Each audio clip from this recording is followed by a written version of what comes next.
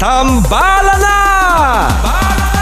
At eto na sila, ang nag-iisang masugid na tagahanga ni Nicole Yala, Chris Chuper! Kasama ang nag-iisang die-hard fan ni Chris Chuper, Nicole Yala! Mula sa Mahiwagang Burnay, ang kwento.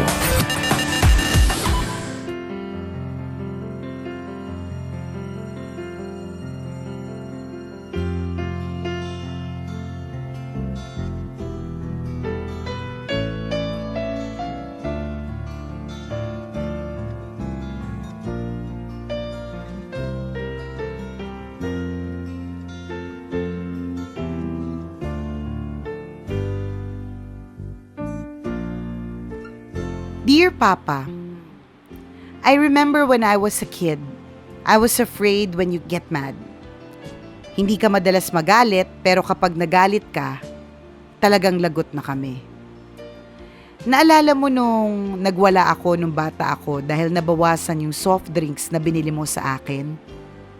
Dinala mo ako sa tindahan at binilhan ng 3 bote pa at pilit mong pinaubos sa akin. Even Mama was scared because you threatened her not to help me in drinking those. But you were surprised when you arrived at home from work. I asked tinapay na putok to pair with the soft drinks. I thought that punishment will be mine. But here are your apos having their own big bottles of soft drinks too. There are events during my growing up years that you weren't beside me. During my circumcision, you're not the one who accompanied me in the health center but Mama. However, when I was at home, you are the one who's teaching me how to properly clean down there to avoid infection and para mag-heal faster. The old ways nga lang na nilalanggas ng dahon ng bayabas but it works. When I started learning to drive a bicycle, I did it by myself. I know you just wanted me to have the courage to learn and wag matakot sa pagkahulog at magkaroon ng mga pasa during the learning period. You taught me how to drive a car pero palagi mo akong pinagagalitan kapag namamatay ang makina. But this gave me more eagerness to learn. Kasi kapag napapainom ka at kasama ako, at least I'm there to drive you home. Naalala mo nung sinama mo ako sa bukid where you were assigned to work? You taught me how to catch fish using DIY fishing rod in a nearby river. You just showed me how to get a good catch and left me there for 4 hours kasi kailangan mong tapusin na mag-araro sa bukid. You were surprised when you got back because the fish net was almost filled with fish. Sobrang proud ka telling our neighbors that I was the one who caught all of the fish.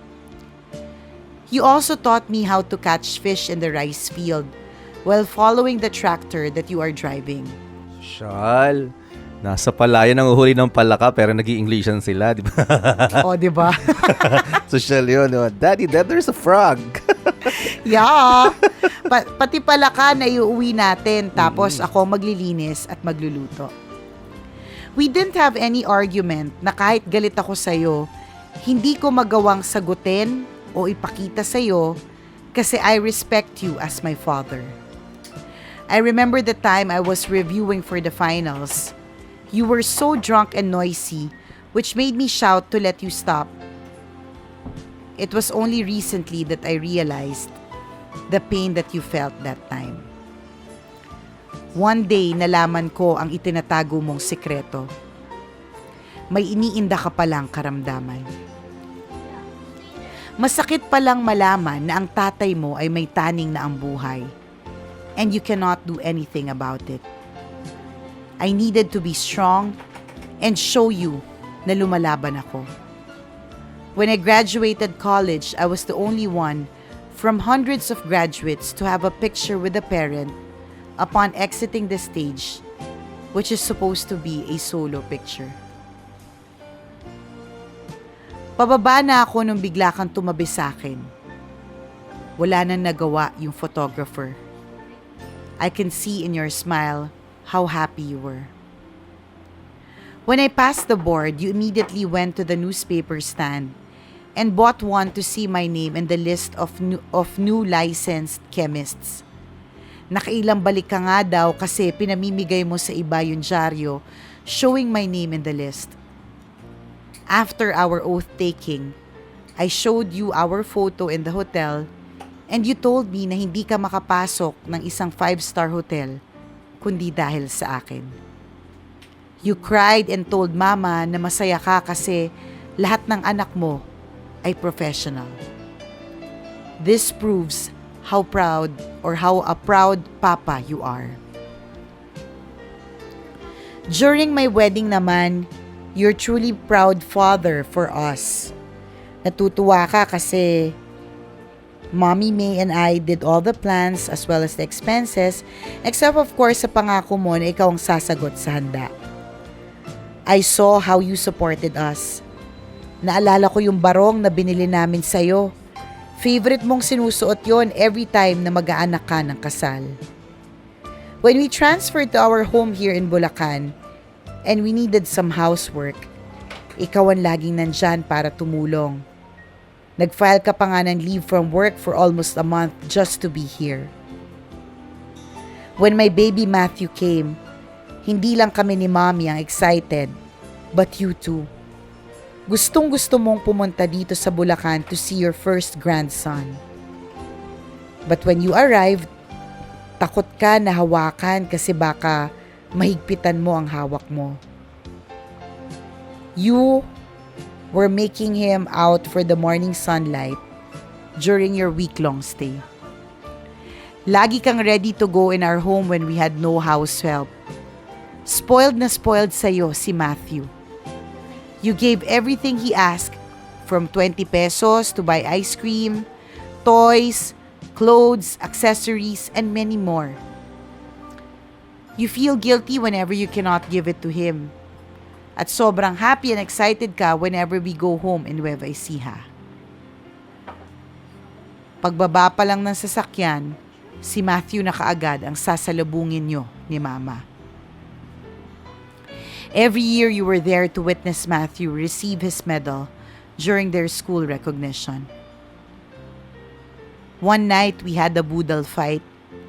You cried again because our family was complete. Yung dalawa mong apo started singing, "Say Something," while you were crying. Last year, you started to feel pain, malapit sa left side ng iyong stomach. Sabi mo masakit, pero ayaw mo naman magpa-check up. I know you're scared to know what caused the pain. At dumating na nga ang